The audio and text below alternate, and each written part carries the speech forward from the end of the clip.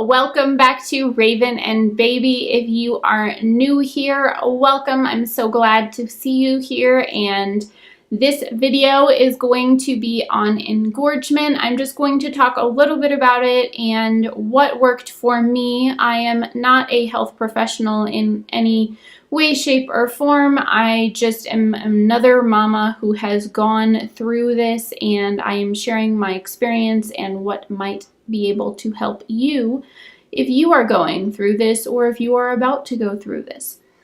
So just to tell you kind of a brief what this kind of is. So the first few days after you've had baby, you just have colostrum in there. That is a much smaller amount of fluid. Your boobs just aren't that full. You don't have the full milk yet. You just have a tiny bit of little stuff that's in there to help baby grow, and their stomachs are so tiny, there's just like a tiny bit in there. But after 3 to 5 days-ish, your milk will come in.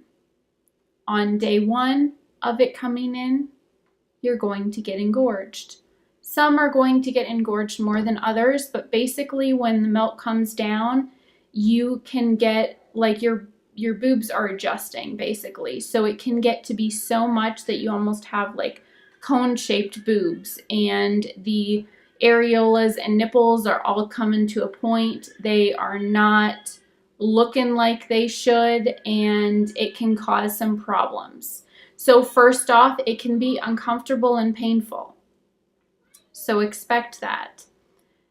Second, it can be very hard for baby to latch onto because they got used to your typical shape of how your boobs were. They were able to kind of latch on, eat some of that colostrum. They knew how to do it, and then all of a sudden your boobs are all at a point, so it's very hard for their tiny mouths to latch on to this non-existent nipple.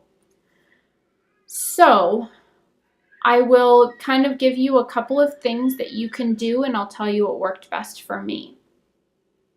So if you are someone who does not want to use a pump at all, you are very anti-pump, you just want to be able to nurse baby, then one thing that I will suggest is self-expression. So right now there's so much pressure buildup in there that there's no room for baby to kind of latch on and eat. And when this happened to me, I was crying, baby was crying. I felt like a horrible mom because I couldn't feed my baby. I didn't know what was going on. I didn't read enough about engorgement, so I was just having a difficult time. So you can try to just self-express, you know, sitting wherever you are and letting it kind of fall into a cup or a bowl or something. Or what you can do is get into a hot shower and do some self-expression. That will cause them to get maybe a little bit more engorged because of the heat, but it'll also be easier for you to get it out of there and release some of that pressure. And so hopping in a hot shower is really good. If you are someone who does not mind using a pump, but you don't have a pump, if you are at the hospital still, ask the hospital. They will usually let you borrow one if they have not already. One was provided to me basically instantaneously. So most hospitals will already have that set up, but if your hospital does not, just ask them and they probably have some there for you to be able to use. Don't worry, everything's sterile and clean. They've got you covered. Use the pump to relieve some of the pressure. Now, I am not saying that you have to bleed the boob dry and feed baby from a bottle. If you do not want to feed baby from a bottle, you can just pump a little bit out so that some of that pressure is relieved, your boob is coming back to its normal form, and then let baby latch on. If you would rather just go through the whole pumping session, pump everything out, and then feed baby from a bottle, that is fine too. Whatever works best for you. But I, in the beginning, really did not want to feed baby from a bottle at all. My daughter was in the NICU, and I would pump and put it in little syringes, but I would tell them, do not give this to her unless you absolutely have to. If she is hungry, call me immediately, and I will be there. So, whatever works for you, whatever your preference is.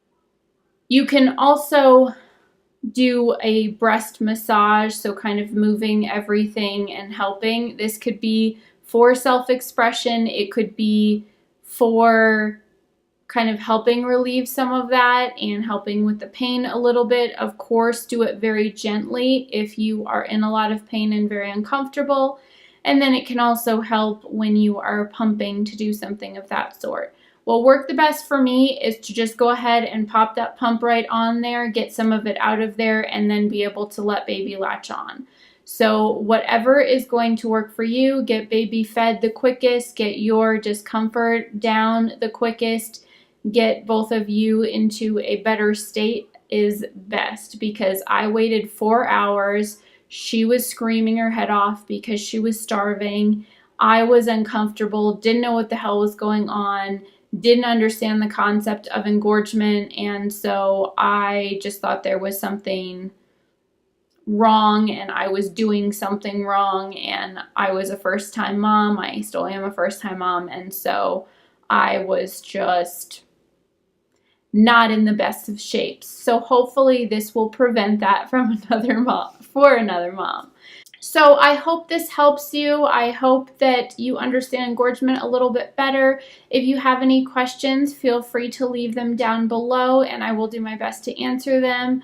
Again, I'm not a professional. This is just what, my experience was and some of the things the nurses said to me when I was there and what helped me relieve that and make that situation a little bit better. I wish I knew about this before I got pregnant or before I delivered baby, but I know now for baby number 2 if that ever happens. So anyways, I hope you like this video. I hope you're having a wonderful day, and if you like this video, don't forget to subscribe and share, and I will see you in the next one. Bye guys.